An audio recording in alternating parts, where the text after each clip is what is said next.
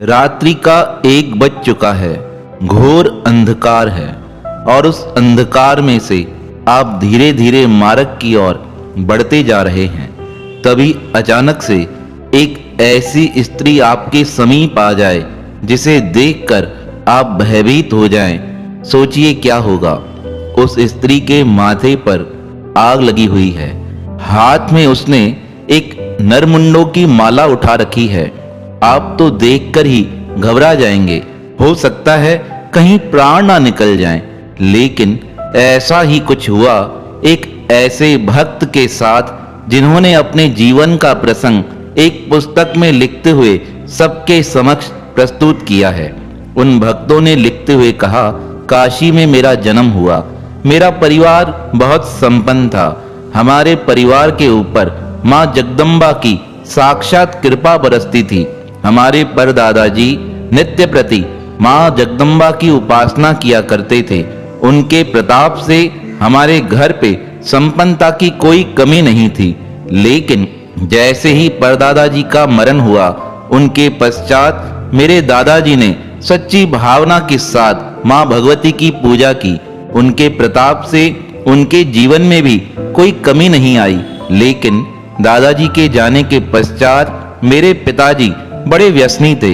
उन्होंने अपने व्यसनों के कारण घर परिवार की संपन्नता को गंवा दिया। हम रोड पर आ गए। हमारे पास खाने लायक कुछ नहीं था। हम भटक भटक कर खाते थे। कुछ समय पश्चात मेरी माताजी का देहांत हो गया। माताजी के देहांत के पश्चात अब हमारी संभाल कौन करता। मैंने तो माँ भगवती को ही अपनी माता मान लिया था। वह हर समय मेरी रक्षा करती थी। अनेक स्थानों पर उन्होंने स्वयं प्रकट होकर मेरे कार्यों को पूर्ण किया था। यह जीवन का संकल्प मेरे जीवन में दिखाई देता था। माँ भगवती की कृपा का प्रसाद ही था जो जीवन में अनेक कष्ट आए, पर मैं हर कष्ट से पार होता गया। उन माँ भगवती की कृपा से मेरे जीवन में जो घटित हुआ, मैं वही आपके समक्ष प्रस्तुत करने जा रहा हूँ। उन्होंने लिखते हुए कहा है, एक बार मैं विंध्याचल पर्वत गया। वहां विंध्येश्वरी देवी का दर्शन करने का सौभाग्य मुझे प्राप्त हुआ। परदादा और दादा की परंपरा अनुसार मुझे संस्कृत का बड़ा सुंदर ज्ञान था। मैं संस्कृत के श्लोक पढ़ने लगा और श्लोक पढ़ते पढ़ते मंदिर में मुझे देर हो गई। रात्रि के कम से कम 11:30 बज चुके थे। उस समय वहां के पंडित लोग मेरे पास आकर कहने लगे, यहाँ से निकल जाओ, पर मैंने उनकी बात की ओर ध्यान नहीं दिया। मैं तो अपने श्लोक के पाठ में मगन था। समय बीतता गया। रात्रि के 12 बज गए। 12 बजते अंधकार छाने लगा। सब तरफ से जंगलों से अनेक पशु पक्षियों की आवाजें आने लगी। पर जब तक मेरा ध्यान पाठ में लगा हुआ था, मुझे कोई भय नहीं हुआ। लेकिन जैसे ही पाठ समाप्त हुआ, मेरी नजर मंदिर की ओर गई। मंदिर के कपाट बंद हो चुके थे। आसपास कोई नहीं था। मुझे मन में भय होने लगा। यह क्या हुआ? अभी तो कुछ समय पूर्व यहाँ पुजारी और भक्त घूम रहे थे। अभी अचानक से यह क्या हुआ? अंधकार छा गया है। मैं भय से व्याकुल हो यह विचार करते हुए नीचे की ओर आने लगा कि अब अपने स्थान पर पहुंचूं। यह सोचकर मैंने धीरे धीरे चलना प्रारंभ किया, पर सब तरफ अंधकार होने के कारण मुझे कुछ दिखाई नहीं दे रहा था। इसलिए मैं मार्ग में पहाड़ की एक सीढ़ियों पर बैठ गया। सीढ़ियों पर बैठकर मैं माँ भगवती को यही कहने लगा, माँ आपकी कृपा से यह जीवन बड़ा सुखमय है।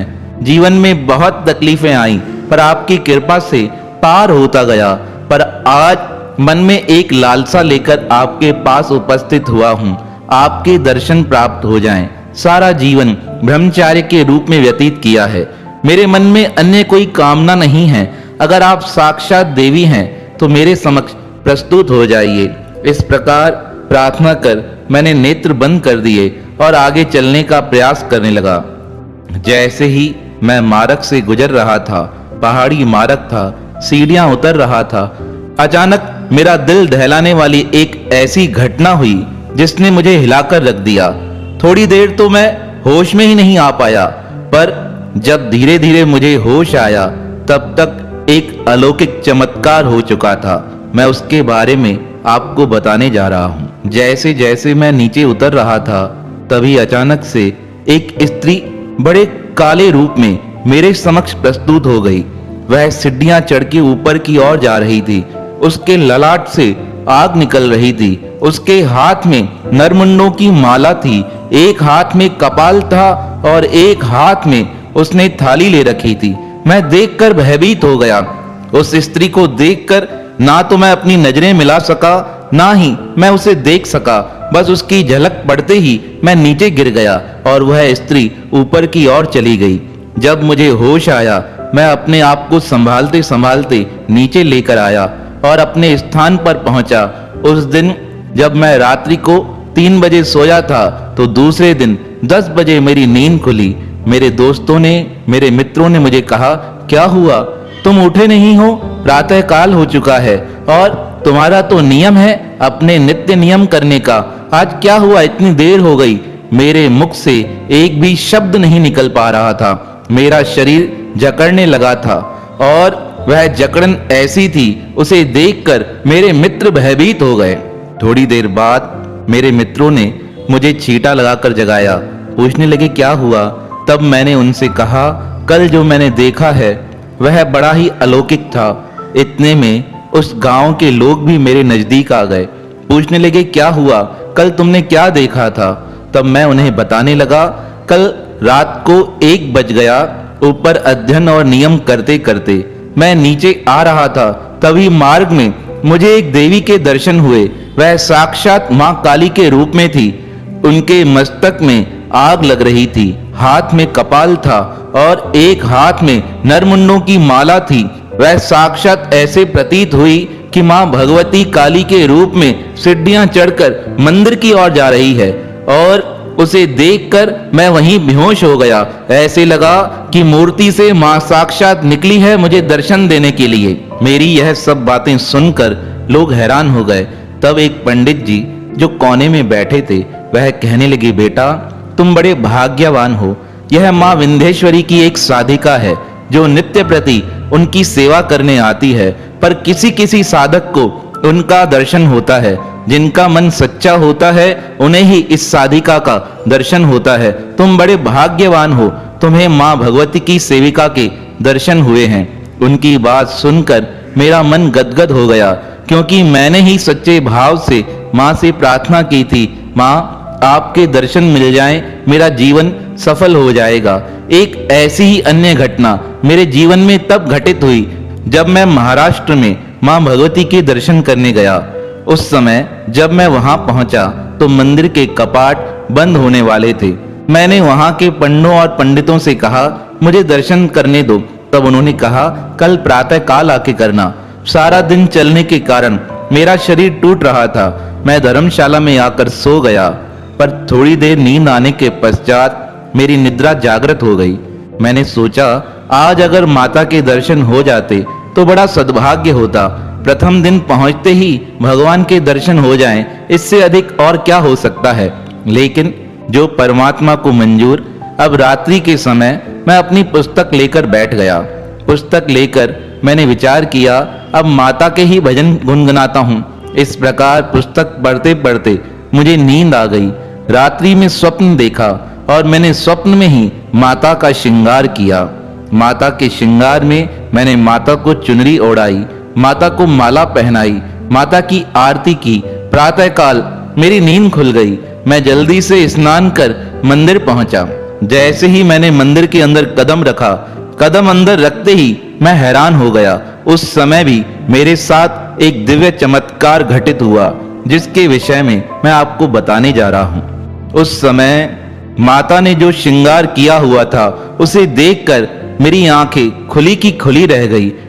उस दिन मां भगवती के श्री विग्रह को वही श्रृंगार किया गया था जो मैंने स्वप्न में माता को कराया था। वही चुनरी ओढ़ाई गई थी जैसे मैंने स्वप्न में ओढ़ाई थी। वही माला पहनाई गई थी जैसे मैंने माता को स्वप्न में पहनाई थी। और जब मैं माता को चरणों में तिलक लगा रहा था, तब स्वप्न में मेरे हाथ से तिलक की कटोरी गिर गई थी। इसलिए मां भगवती के पैरों में तिलक फैल गया था। और आज जब मैंने साक्षात मां भगवती को देखा, तो माँ भगवती के पैरों में वही तिलक उसी समान फैला हुआ था। यह देखकर मुझे मेरे मन पर विश्वास नहीं हुआ। मैंने पुनः नेत्र बंद कर दिए। विचार करने लगा, क्या यह सच है, क्या वो सच है। तब माँ भगवती की कृपा का अनुभव कर मेरा मन गदगद हो गया और विचार करने लगा, जिस माँ ने बचपन से लेकर अभी तक संभाल की है, वही तो मुझे हर स्थान पर नजर आती है। ऐसे अनेक चमत्कार मेरे जीवन में घटित हुए, जिन्हें यहाँ लिख पाना और बता पाना संभव नहीं है। लेकिन एक बात आप सबसे कहना चाहता हूँ, जिसके मन का विश्वास पक्का होता है, परमात्मा सदैव उसके साथ रहते हैं। यह मेरी बात जो अपने हृदय में धारण कर लेगा, उसका कल्याण हो जाएगा। तो परमात्मा कभी अपने भक्तों को छोड़ते नहीं हैं, हर स्थान पर उनकी रक्षा करते हैं। तो ऐसे भक्त वत्सल भगवान और उनके पावन भक्तों के श्री चरणों में हमारा बारंबार प्रणाम है, प्रणाम है, प्रणाम है।